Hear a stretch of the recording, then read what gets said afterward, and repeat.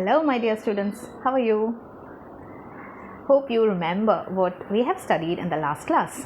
Derrida and his contributions, logocentrism, transcendental signified, phonocentrism, difference, so on. So today we are moving into aporia and few of his theories. Let's get into the class. Sign is indicative of absent presence. We have seen that. It shows something that is not in the particular word. In the word cat, other words are also there. And post-structuralist shows that there is something in that word which is absent, but it is also present in the form of traces.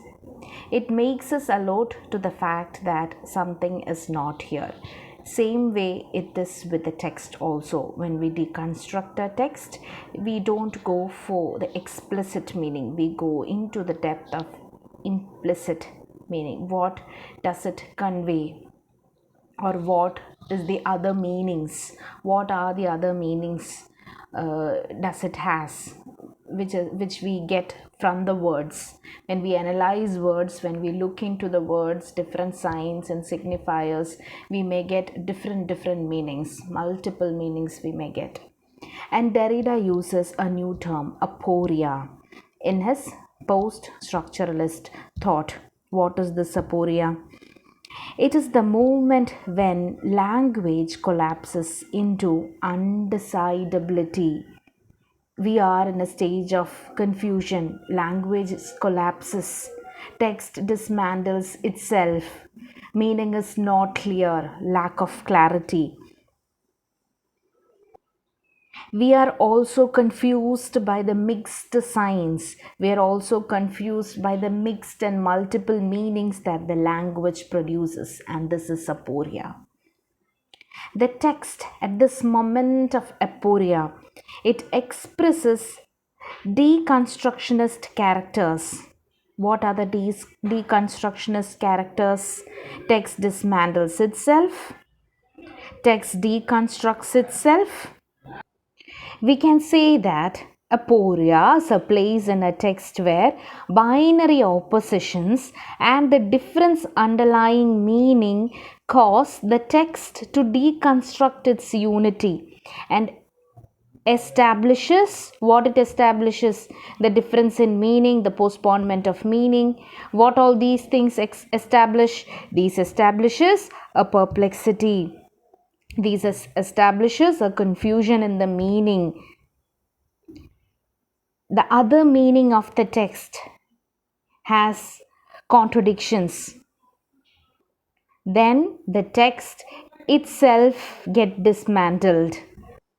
When we deconstruct a text, we may get different meanings which the author hasn't thought of. So aporia is meant that the moment when language collapses into radical undecidability. It is that moment, it is that movement when the language collapses into its undecidability because of the differences, because of the difference. Through aporia, we can say that text loses its unity and establishes a confusion in the meaning. And he also advocated the traces of meaning. And these traces of meaning gives surprising contradictions. The absent presence of other signs in a single sign. And he says that the Western philosophy was rooted in the presence of meaning. And Derrida, in his deconstruction, he dismantles this presence. He says, in that presence, there are also absences. Absences are important. He was looking for things that did not address explicitly in the text. Heart of Darkness by Joseph Conrod. The work explicitly it speaks about colonialism or black people's problems. But when in the deconstructive reading, the critics said that the work was also upholding the white supremacy. Like absences are there in the text. In the signs, you got absences. In various texts, you got absences. And these absences are traces. Traces refers to the residual effect of all non-present meanings, of all the absent meanings in the sign. ഒരു word ഒരു സൈനിലെ absent ആയിട്ടുള്ള meanings ഉണ്ടാക്കുന്ന ആ effect, absent effect ആണ് trace എന്ന് പറയുന്നത്. Every sign bears the traces of the others from which differs but to which it also differs. A simple example, if I'd like to say, is that of chocolate. So if you are a person who are very much fond of chocolates, you may buy a lot of chocolates, one chocolate at a time. Maybe you may be buying Rochers, Ferrero Rocher, one chocolate is there, no, or whatever, Dairy Milk or Kit Kat. You just break it into, put it in a glass or something, or jar you may put it in, and you may finish it in 1 or 2 days. And you may buy any different chocolate, and you may break those into different parts, and you may put it. But after 3 to 4 varieties of chocolate, when you take another chocolate from it, it may have the traces of other chocolates you have previously eaten. Even though the other chocolate is absent, you may have the traces of other chocolate in the form of smell. Maybe you will not able to taste that chocolate, but that chocolates would leave certain traces in that jar. And these are the traces which Derrida speaks about. It is the residual effect of the non-present meanings, absent meanings in the sign. Meanings are present, explicit meanings you can find in a sign. But meaning is not a one particular meaning. Meaning is an effect. Meaning is disseminated. It is dispersed. Several meanings exist in traces in one particular sign. And the meaning is characterized by difference. And children, we have seen what is difference. That is the combination of two words, difference and deferment. Difference, we know, the structuralist attributed meaning for a word in terms of difference. For example, what is a rose? A rose which is not jasmine, a rose which is not lily, or a rose which is not hibiscus. And we understand the meaning of a word from its difference with other words. And post-structuralist added meaning is also based on deferment of meaning, postponement of meaning. That is, we only travel along with the meaning. We will not be able to reach the signified. There are multiple signifiers, but there is no signified. We only go along with signifiers. What is a rose? It denotes love, it denotes death. Since we use white flowers in the coffin, since we use red and white flowers or yellow flowers in the bouquet of bride, it also denotes marriage, and it also denotes fragrance. So multiple meanings are there for the word, but we will not be able to reach the signified. That is the postponement of meaning. Meaning is delayed, meaning is postponed forever. We will not be attain the correct signified. So difference is the combination of difference and also deferment. And post-structuralist says we take meaning or out of difference. Writing is difference. And if we take the meaning out of a sign, when we considering the sign in a particular context, we take only one meaning, but all the other absent meanings have an effect on that particular sign, and it disrupts the process of signification. Derrida practiced deconstruction and he found hidden meanings in the text. The word can have multiple meanings, the free play of meanings. Text is an argument with itself, it dismantles itself. Meanings are kept under erasure, more meanings come. Text displays only one meaning, but at the same time it says its opposite meaning also, because it has multiple meanings in it. Language is unstable. The free play of the meanings. Free play of the meanings is the disruption of the presence.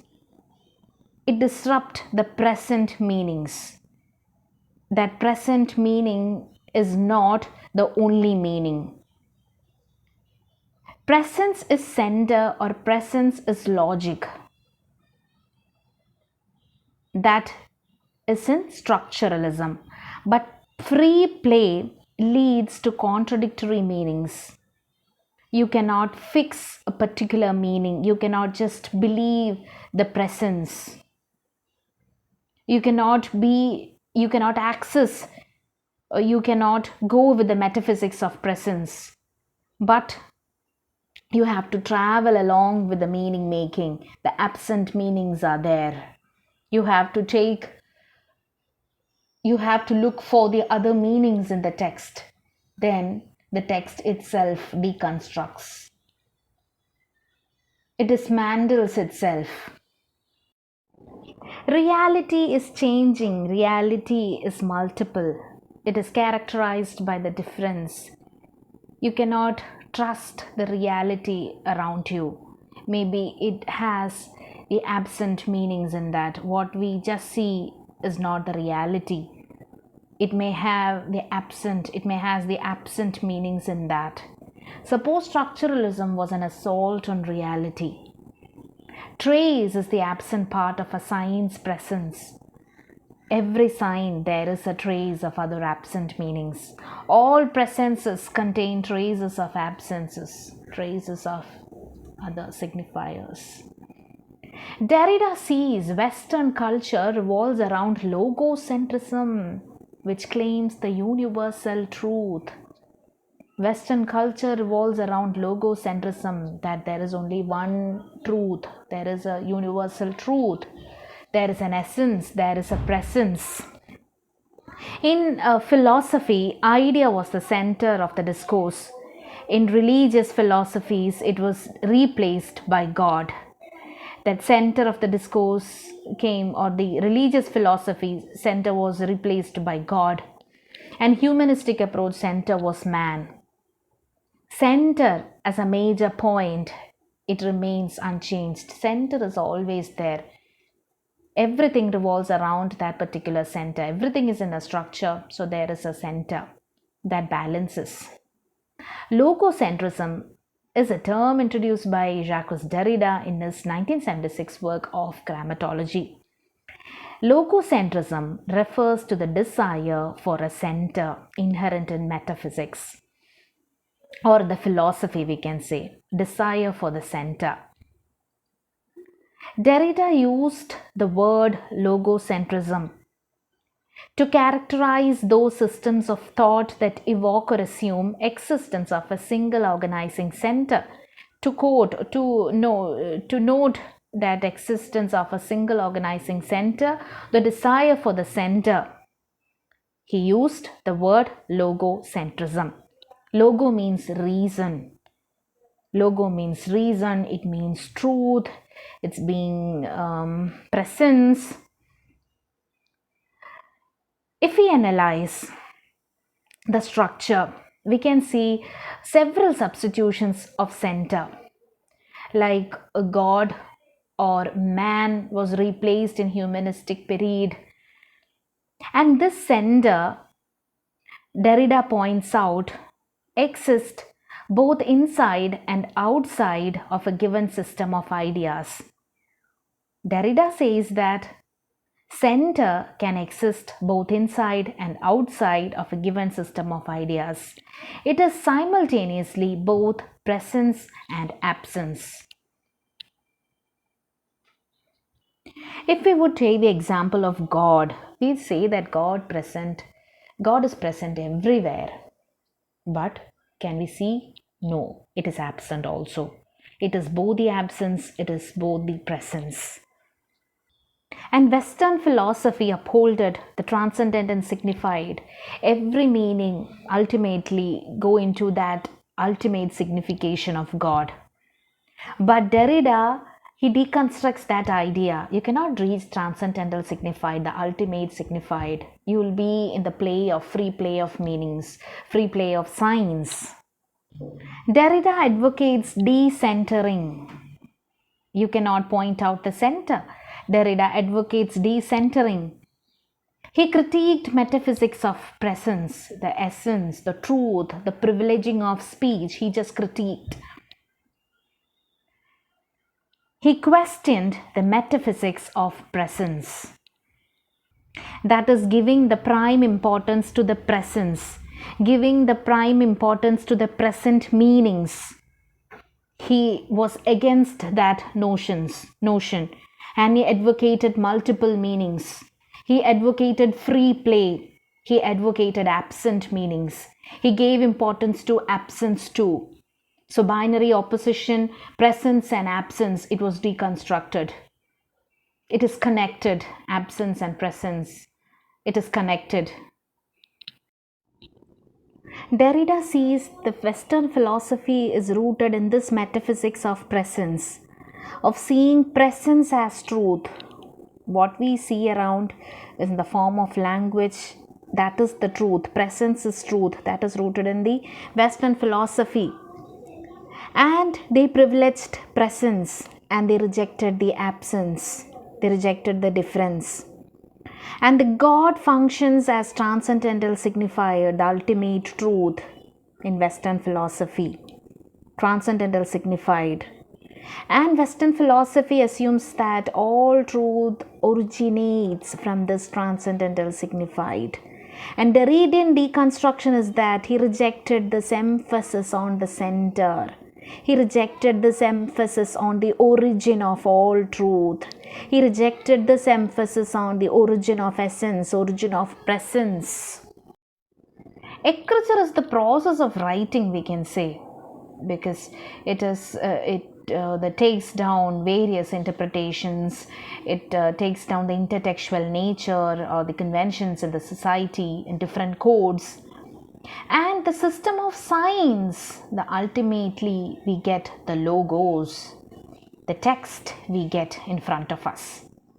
And meaning is multiple in écriture.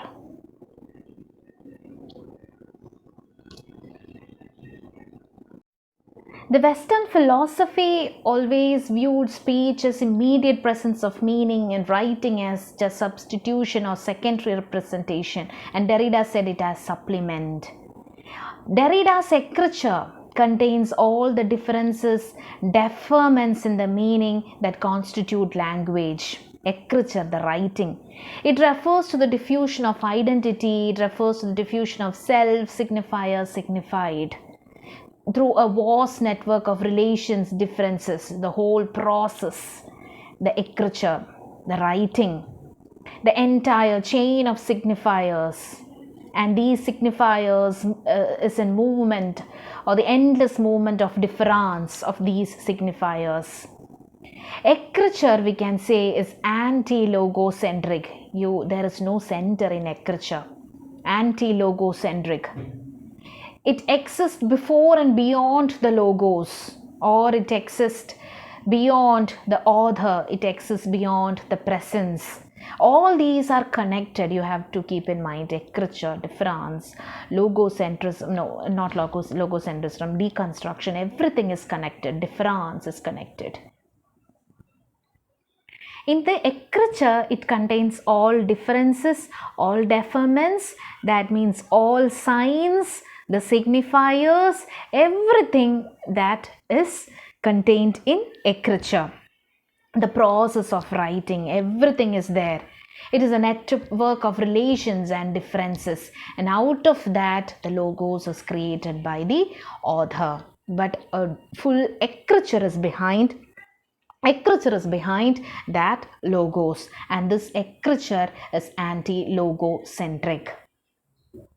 Écriture denies the centrality. It goes beyond the presence. I know these things are a bit confusing for you, but this is actually deconstruction. We are perplexed by the ideas. An archaic creature is a related term that Derrida coined to refer to writing as an ultimate principle than as a derivative of logos. Arc writing. Speech can be seen as a form of writing, because speech can be a form of writing on the memory of the listener, or speech is being recorded. So speech is also the form of writing. There is no fundamental dominance of speech or writing in écriture. It contains all the differences, deferments. The world constructed, the reality constructed in language, and thus it takes on a textualized form. It is constructed through language, so we can say it takes a textualized form. It is based on difference, deference, and multiplicity, multiple meanings. There is no reality outside language. There is no reality outside language, but language is like this. Contradictions, dismantling itself, traces of other text, absences, openness. Language is unstable due to its arbitrariness, due to its traces, due to the absences of meanings, due to its postponement of meanings. Language is unstable. We cannot come to a definite meaning about reality, or we cannot arrive a definite meaning of a text. We have reality as a system of signifiers, difference, and openness. And the reality is full of ambiguity, absence, traces. And this notion of reality being located within the writing, this notion of reality being located within the language, within the writing, within the text. And Derrida declares that there is no outside text. Everything is inside this language. Everything is inside the language. So there is no outside text.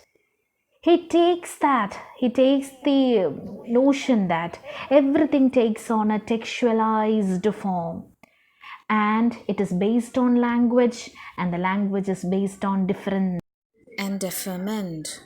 You cannot arrive the reality, real nature. And he says that text is no longer a finished corpus of writing, some content enclosed in a book or its margins. It is beyond that, but a differential network of difference, of and deferment.